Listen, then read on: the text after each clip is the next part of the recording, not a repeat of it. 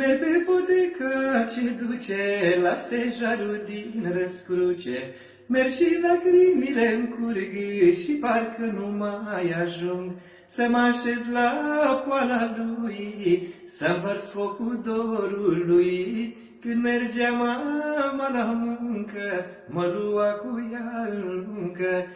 Am pornit iar spre stejar, că mi sufletul amar. Vreau la poala lui să strâng lacrimile și să plâng.